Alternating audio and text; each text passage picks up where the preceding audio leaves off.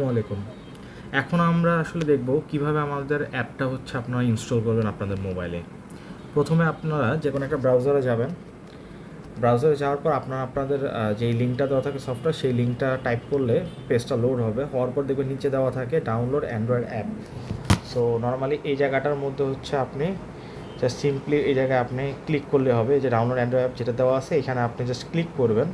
Click করার সাথে সাথে এটা অটোমেটিক্যালি একটা পপ আপ করবে যেখানে লেখা থাকবে ফাইল ডাউনলোড হচ্ছে, এমনকি হয়ে যাওয়ার পরে এটা আপনি ওপেন করতে পারবেন।